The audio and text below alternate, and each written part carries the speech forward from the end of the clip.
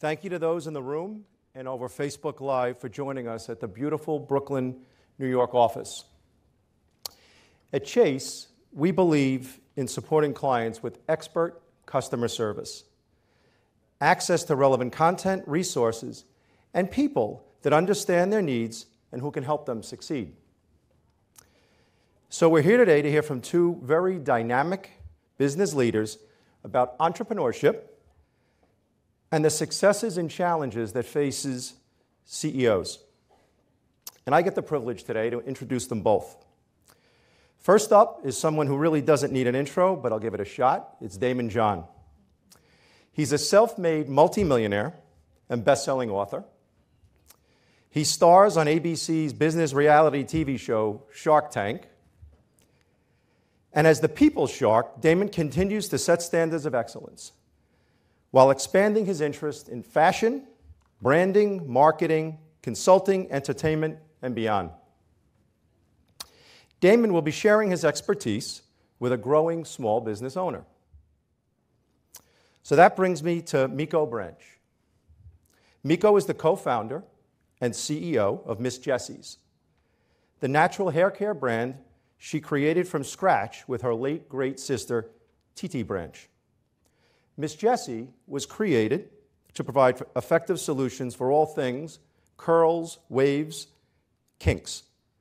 And from seeing her business grow, we know she is an innovator and a pioneer. I'm sure we all can't wait to hear what they have to say. So please give them a nice big Brooklyn welcome, Daymond John and Miko Branch.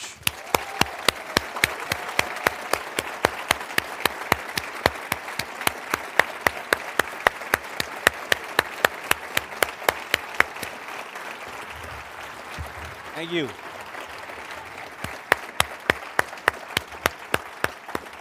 Thank you.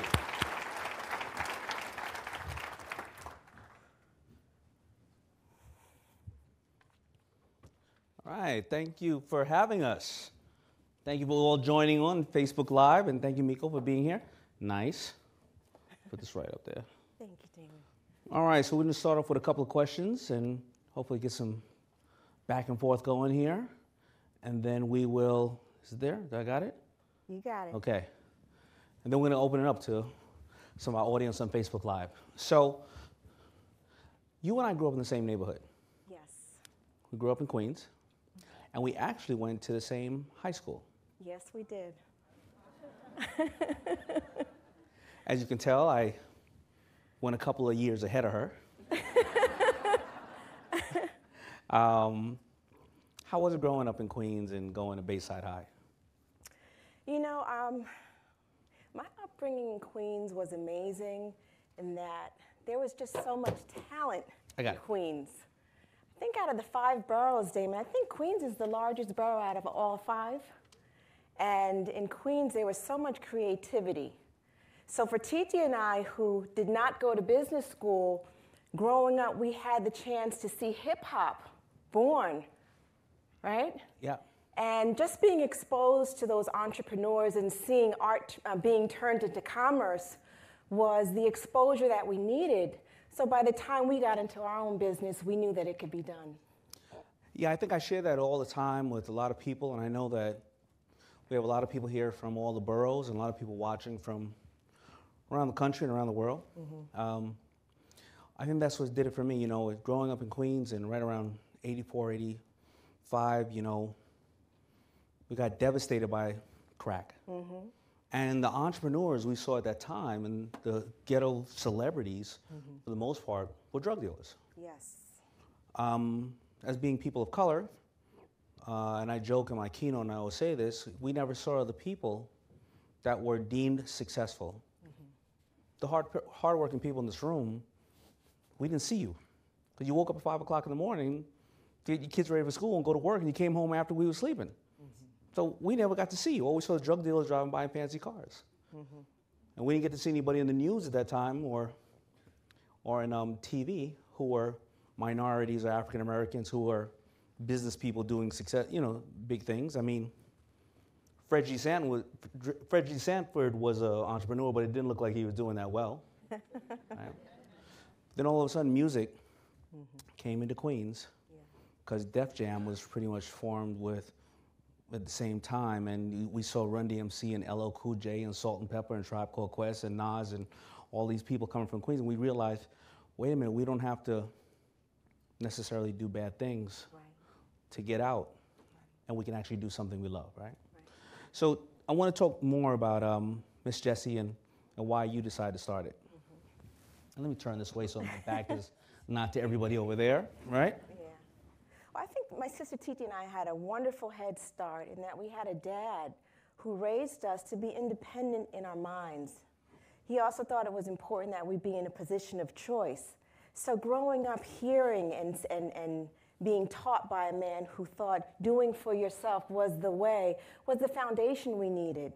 But you know, as a kid, I was always good at doing hair. And my sister Titi was a great communicator, but she was also a great organizer. Titi was also my big sister. So that partnership of us being able to be creative and also being able to be together and be organized was the formula that we needed to create our own business. So Titi supported me in my business in doing hair. And I remember, Daymond, she called every single person in New York City, including you, and she wanted to know if anyone needed a hairstylist. Yeah. And thank God it was Ashley Stewart, which is a retail chain for full-figure women. They needed a hairstylist, so for 1 week's worth of work, we made $8,000, and that was our seed money to our business. That's how you funded it? That's how we funded it. That's how it began. That's right. Yeah. And, you know, and I know business, you know, business doesn't just go like this. Everybody has this hockey stick projection. I had it. I still have it, even in new businesses. What were the surprises that you ran across growing the business? So luckily, our first surprise was losing our business. We had no idea that experiencing success would end up in failure. And we were doing so well. I think we were in business for 1.5 years.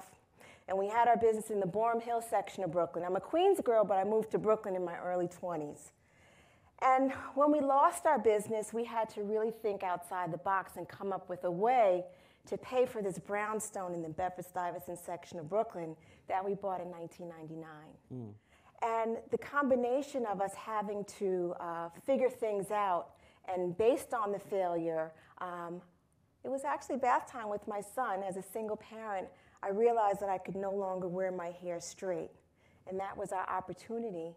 And quickly we became experts at all things curly, kinky, and wavy.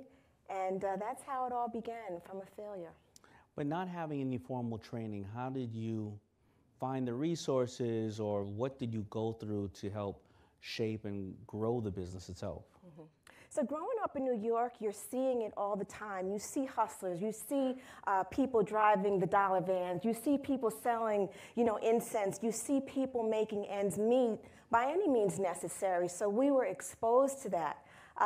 But sacrifice is the word that comes to mind. You know, in the 90s, which was a very exciting time in New York, while everyone was at the puffy party or everyone was rocking their FUBU, Titi and I did things like stay home. We did things like share a car.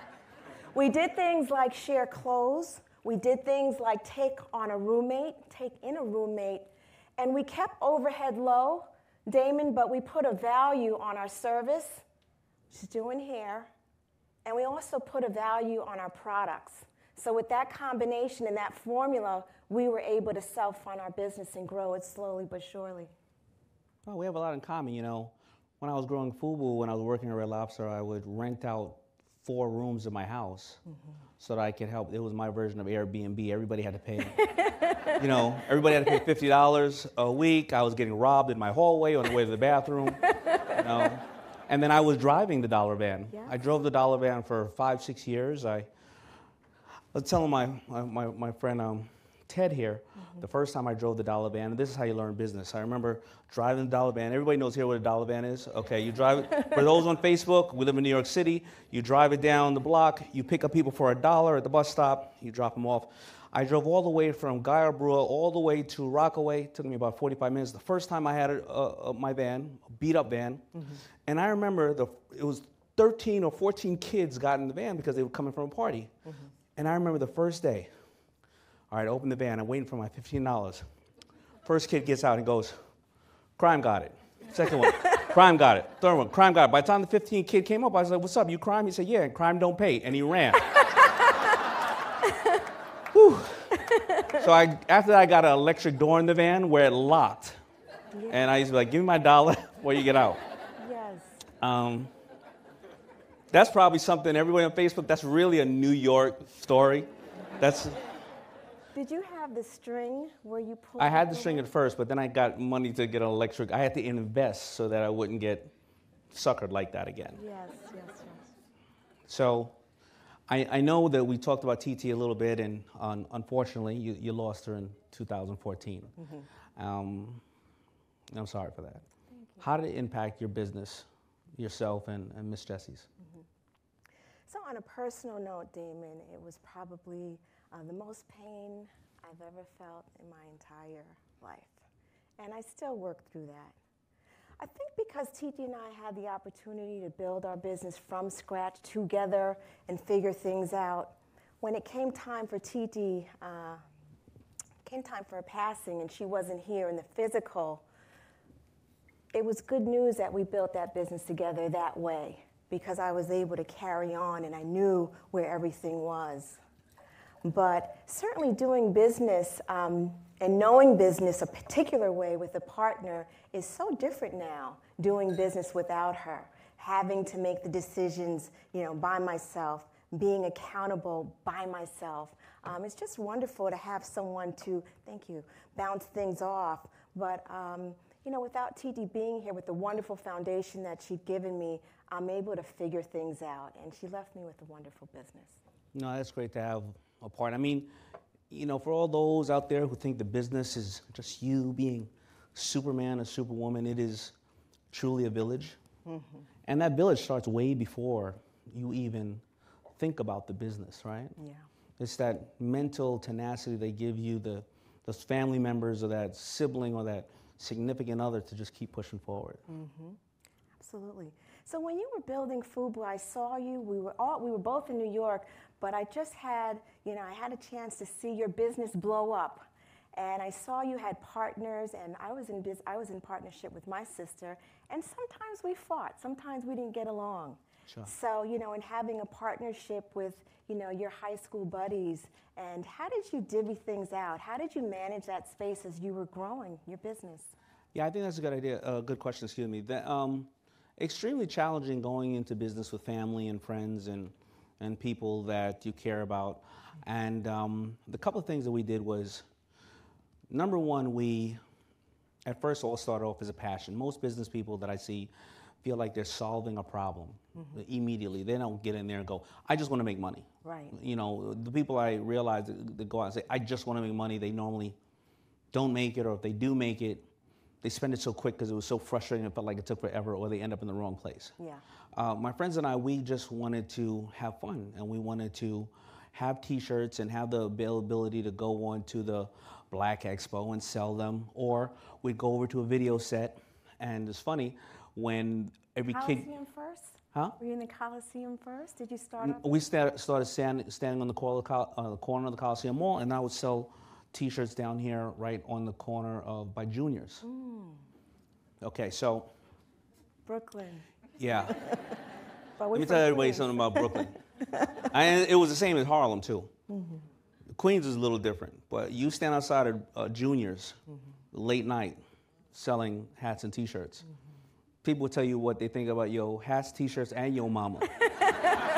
You get real customer feedback.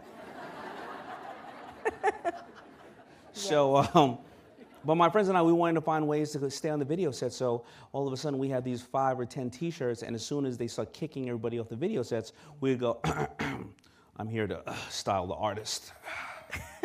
So they would kick us off last, right? But we had fun. But then I started to say, wait, this is taking on some real responsibility. And my partners and I decided, okay, I don't want to take your money, but you need to dedicate 5 hours a week, 10 hours a week, 20 hours a month, whatever the case is. And if we get to 6 months or a year, then that'll give you an option to become a partner. Right. And if you look at FUBU, it has that big old obnoxious 05 on all the jerseys. The reason why, because we always wanted to be five partners. But that fifth member never stuck around. We went through 10 versions of that fifth member, and it eventually became 4. Right. But we knew each other's position. We knew what we had in the company. 3 can overrule 1, and we knew what we expected of each other.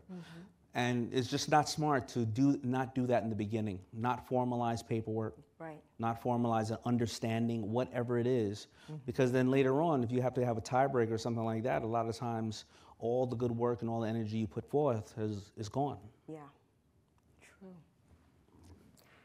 So, while your business is growing, Daymond, once people understood that FUBU was real, I could have the same shirt that I see on some of the videos, and that growth started happening. How did you manage through that change? I know sometimes when we think of success, we really focus on the money, but the actual being in the business while it's growing has a certain feel. How did you manage that? Yeah, I tried to go and find my own version of ambassadors. I would have a certain amount of people who would go back to Manhattan and say, I'm the FUBU guy or girl of Manhattan. Some people come from other cities and say, I'm the FUBU guy and girl of Detroit, right? We would do that also with specialty stores. We would make sure that we found reasons that the everyday mom and pop stores can get the goods. Right. And then we started to really just grow too large. Right. And I didn't have financial intelligence, and I would go out and take a loan on my house for $100,000.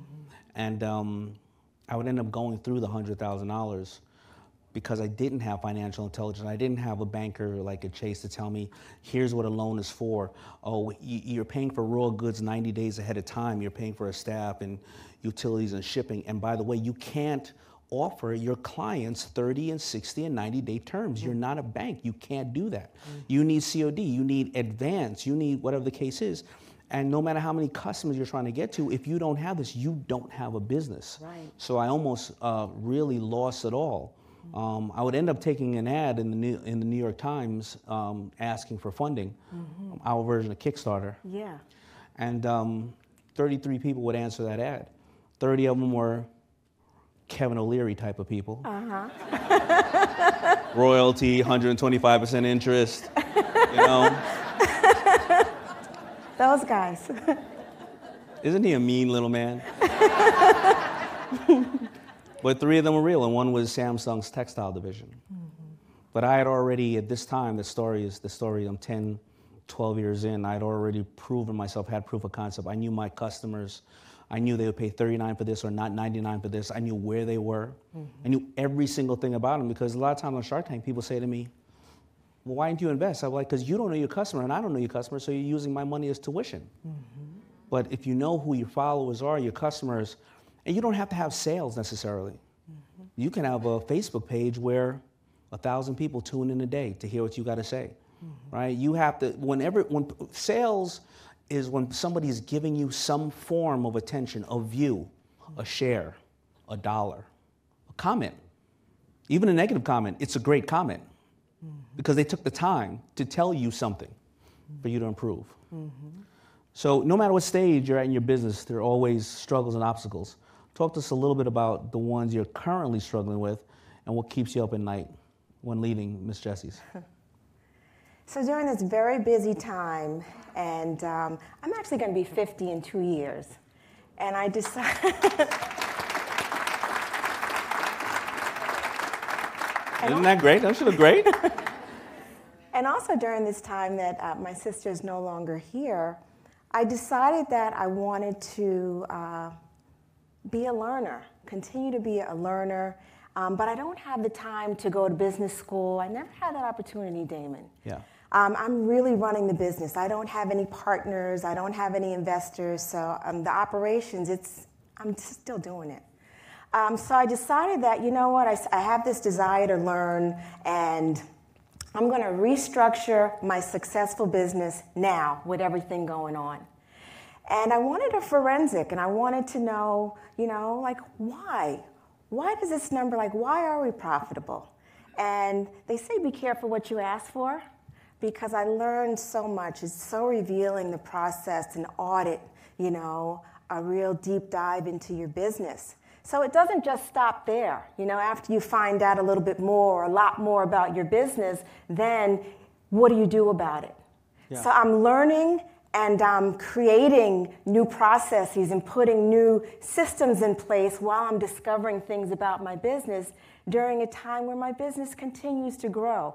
So I'm tired all the time, but it's something that I feel like I need to do for the benefit of my business, but also, just for my personal growth, The things that are important to me now is, learning and being happy, and, I have to manage my time in a better way, so I can't go here, here, and here, but I can do everything in one space, but it's challenging, it's tiring, and sometimes when I find out some of the things that are going on, I'm like, oh my God, why did I ask? Well, and that's, we're all constantly learning, but at what point do you outsource some of those things, or at what point do you bring in somebody else, to help and do the things that you feel you're good at, or maybe you're not so good at, but you need help? I think, paying attention to what's going on in your business, like for Titi and I, we used to actually make curly pudding. It's a product that's purple for curly, kinky, and wavy hair. Daymond, we used to actually mix it in our basement. And we paid attention to our backs. When our back started hurting, we understood it's time to call someone in here to help us. And same thing, so right now, I want this forensic, I want this, understanding of my business, but, right on my left and right on my right, I have a consultant, in queue. So now you're the expert, I want you to advise me, but the process of being able to identify what's going on is laborious. But you're absolutely right, being able to identify, calling talent in versus calling a partner in. And there's a difference, it's a completely different feel. For me, as a business with an independent spirit still, it's hard for me to partner up with someone who just infused a whole bunch of cash into my business. And for me, I'm one of those weirdos who think that, an investment of money means debt. Yeah.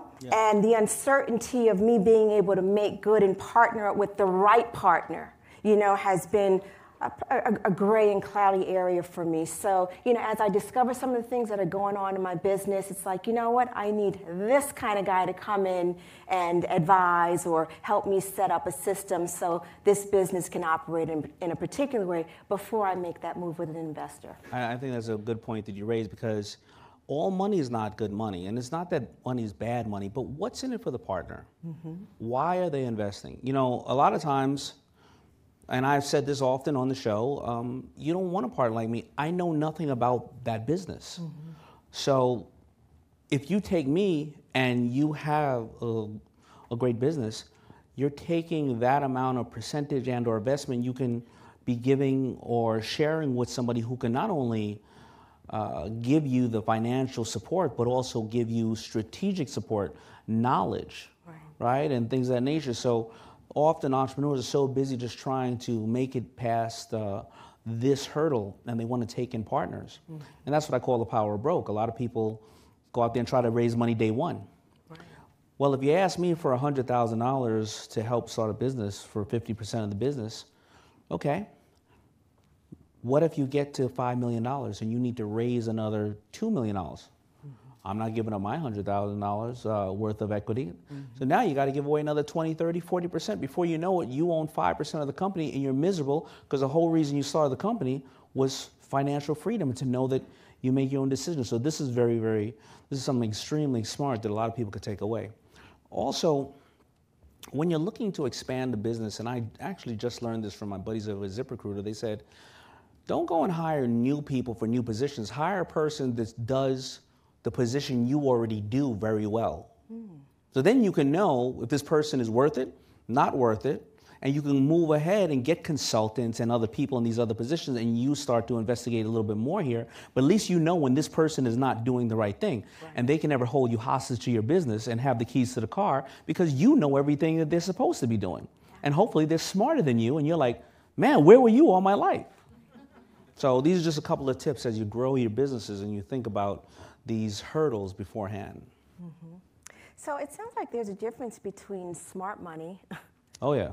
Just money. Yeah. And then there's smart money. And I think as an entrepreneur, just understanding what you may want in a partner. I know when we're in business, it would occur to all of us that we want to grow our business, but there's a trade-off in growing the business. I think the failures for Titi and I was a memorable experience. So bringing people on to grow really quickly, it's something that we're weary of. We've been weary of. So when I'm choosing a partner, and we're approached all the time, Daymond. I think of you, and when I see you on Shark Tank, I always say, what would Daymond say, about this partner? But when I'm speaking to a potential partner, I'm looking at their values and I'm trying to understand, do we share similar values? Because in a partnership, there's no real way to get around your new partner. So that's probably one of the areas that I struggle with, and I think I'm just waiting for Mr. or Mrs. Right, if that were to ever come. A partner in a business is just like a partner in a relationship, a real relationship. Mm-hmm. And we get so caught up sometimes in the norm of, I have to grow this to be a 10 million, 100 million. I could be a billionaire right now. I'm offered money all the time. I'm a guy on Shark Tank. You see a lot of deals. We have funds, this and that. But you know what is so much more valuable? The whole reason I got into business, to go to sleep and have a peace of mind and not worry about it, right? And when you bring partners in, you just made to know what is in it for them. Do they like what you're doing because it's a social cause and it's doing something great that they grew up and they feel that there needs to be more people like you to help change the world? Do they want return on their capital, right? Do they want to be famous? I remember meeting a guy who was one of my buddies. He wanted to come out with a lingerie line. I was like, I got it. But your main business is gas stations. It's like, why do you want to be a lingerie designer? Yeah. Well, the business didn't work out that well. And he has a couple of lawsuits against him right now while we're at it. But what is their desire? Mm-hmm. And I think that a lot of people really need to know that, selling half of your business so you can work full-time a year, full-time around the clock every because you have to report to your investor. Maybe you don't sell the business, you don't do twice as much, but yet you're 6 months out of the year with your kids in a tropical place. Mm-hmm. Sounds good to me. Yeah. Poising yourself for business and growth seems to be an important, something important that we should look at. When Titi and we were making curly pudding in our house, and luckily we just outsourced fulfillment and we just outsourced manufacturing. Mm-hmm. And we'd gotten a call from Target for Ms. Jessie to be on the shelves. And we said, thank God we outsourced that part of the business, because there would have been no way that we could have made that much curly pudding and shipped out that much curly pudding. And I thought of you again, and I said, I wonder, were you set? Were you set up when you got the call from, was it Macy's? Was that your first huge retailer? We were not set up. And how many? Wasn't your mom helping you to sew on the FUBU? Everybody was helping me to sew on. If you were a Jehovah's Witness and you stop by my house, you're coming in and you're packing some boxes while we talk about this. That's another New York thing. But, how long were you selling the pudding mix prior to the Target order? We sold our first jar of curly pudding in 2004, and we ended up in Target on the shelves in 2010. Okay. Yeah. So I want people to really take notice of that, because every overnight success takes 15 years. And I say it all the time. I closed FUBU 3 times from 89 to 92. I didn't get public recognition until maybe 97, 98. And a lot of people go out and they want Target. They want the behemoth. You don't want that. Mm-hmm. Because they put as many companies out of business as they have in. Nothing against Target. Mm-hmm. But they have a criteria. You need to ship it in between this time, this date, at this margin. Yes. You need to be a vendor of record. You have to be compliant. You have to make sure that you're doing the right thing by manufacturing goods. And they tell it to you up front. All of a sudden, so people are so busy. Again, whether trying to take in an investor or trying to get in this big account, they do that. Mm-hmm. Target bounces the goods and sends it back, says you're not compliant. You don't want a garage full of pudding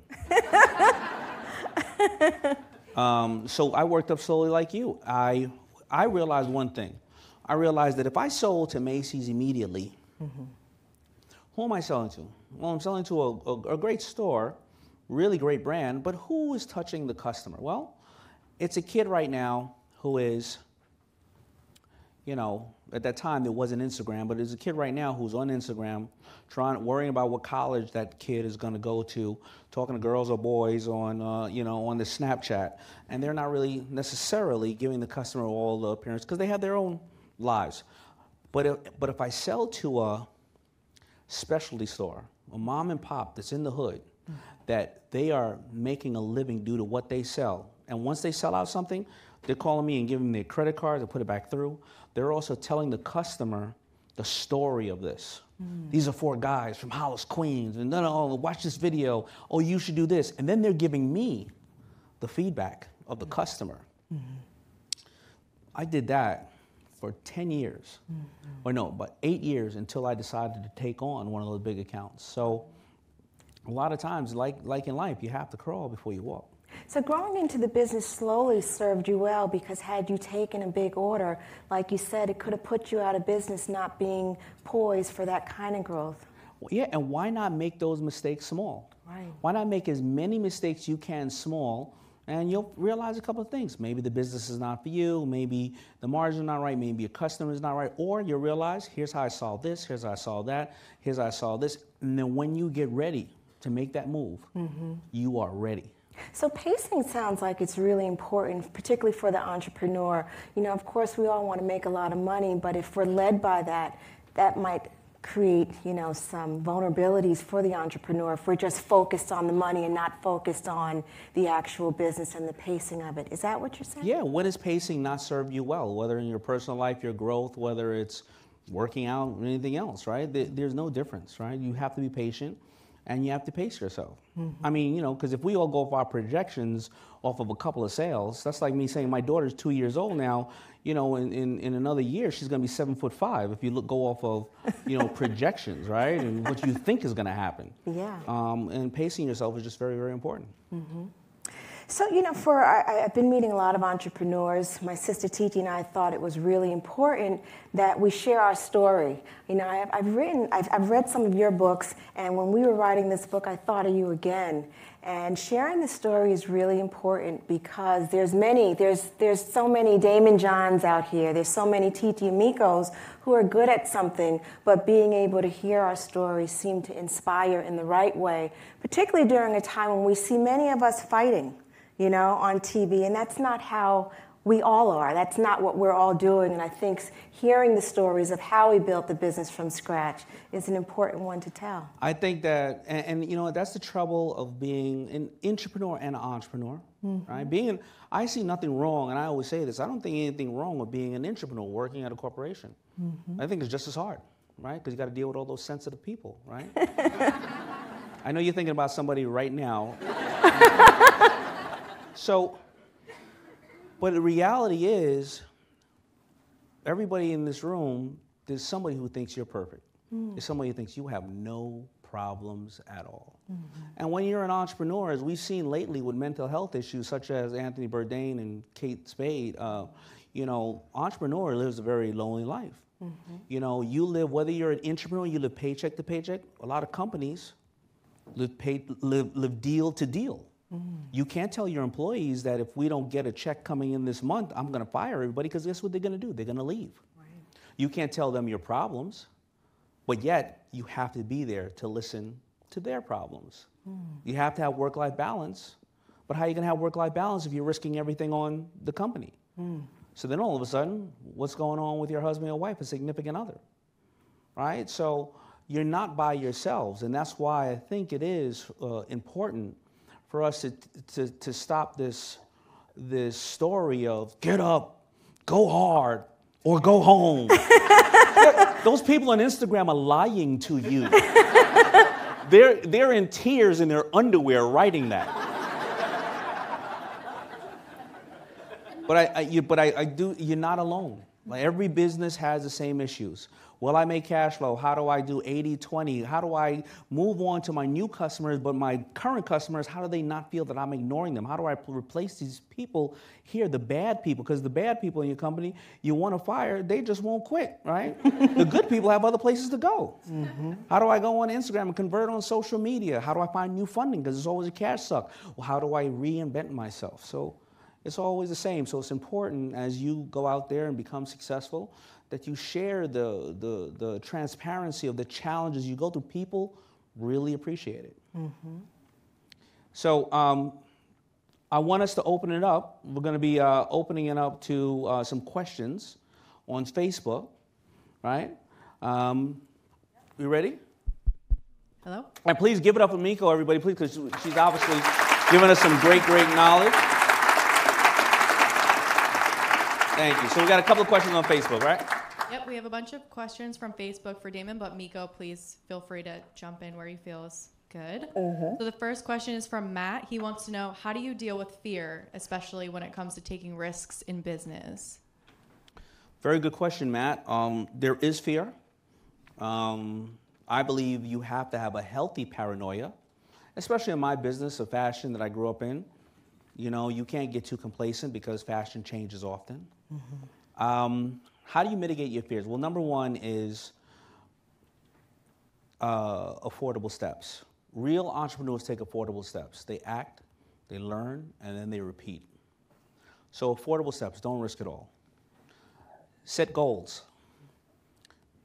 6-month goals, 2-year goals, 5-year goals. Those goals may change.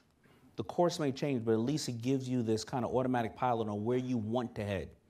Because then all of a sudden you don't want to start chasing all these other things.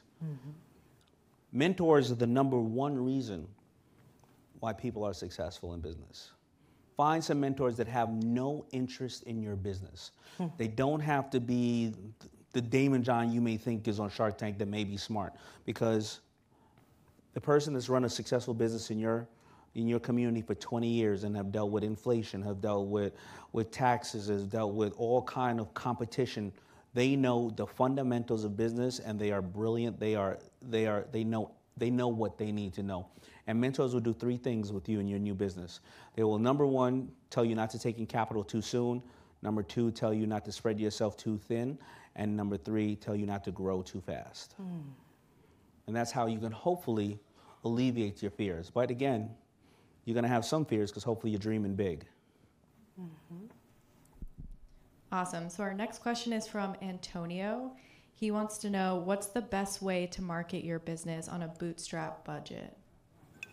There you go. That one. So Antonio, my sister Titi and I marketed our business by first doing quality work. There's nothing more powerful than word of mouth. When someone else tells your story and talks about how good you are, you'd be surprised how powerful that is. But we have a wonderful tool now called social media, you know, getting the word out, getting in front of a lot of people for, you know, pennies compared to what a billboard, well, Facebook charges sometimes. But for pennies in comparison to what maybe a billboard or a magazine ad would be. I think now is a wonderful time where conversations are being had. So do good work, focus, you know, on building your business, and get the word out. Now, also remember, no matter what, you're always going to have to build a community. You know, advertising is the biggest black hole, and you can spend it and keep spending and spending it. So you have to build a community. And I love to, I always use this example that my buddy Gary Vee says. Let's look at social media, and let's not overcomplicate it. Basically, the way he says is social media is a half-an-hour television show.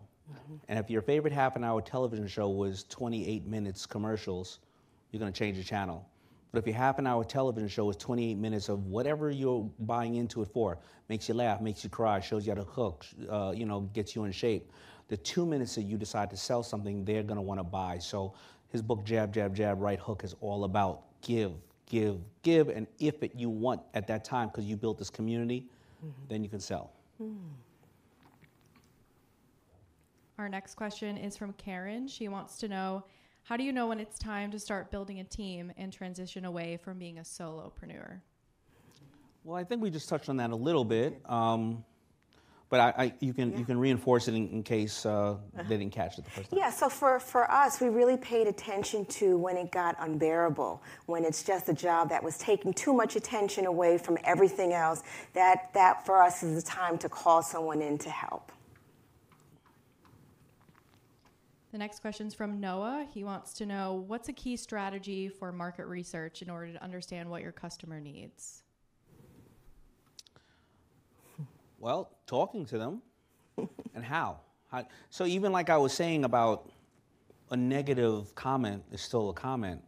I think there's an MIT study that said that 90% of the most profitable products in large corporations today originated out of customer complaints. But a lot of people take this thing negative.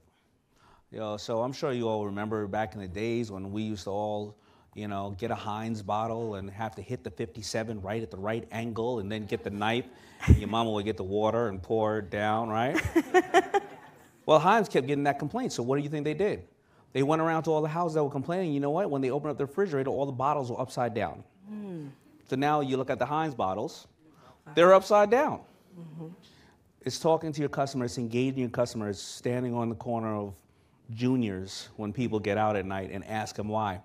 And don't have other people do this for you, because they're just going to tell you, in my business, when you give a salesperson some product to go sell to a Macy's, whatever, when they don't sell it, you know what they come back and say? They go, they're not ready for it yet. Can you make it in purple? Can you make it in black? They're not going to tell me, Daymond, it's horrible. Because they don't want to get fired. Okay, this is our last question from Facebook. Todd wants to know, where's the best place to find a mentor for your business? Well, let's both answer that. You answer yours, and I'll...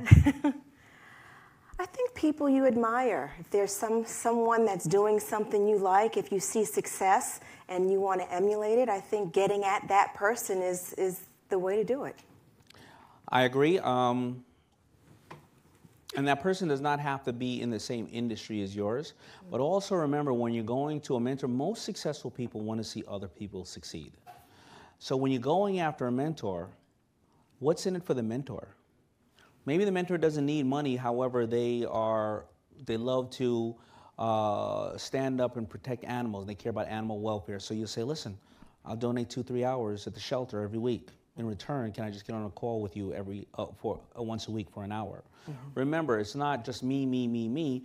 What's in it for a mentor? But mentors are all around. They are next door to you. They're sitting next to you. Go out and network as much as you can. Social network is just us all getting together on a different platform.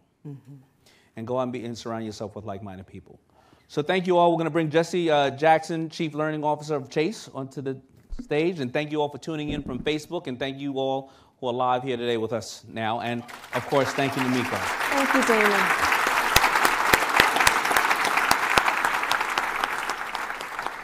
I think they deserve it one more time. Please join me in giving it up for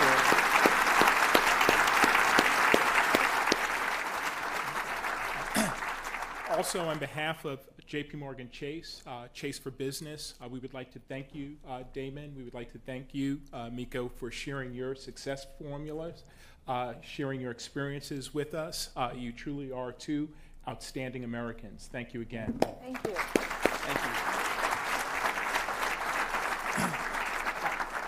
We would also like to thank many of our customers who have joined us via Livestream for their time today. We hope that they took away as much from today's session as we did, and we will officially end the Livestream session.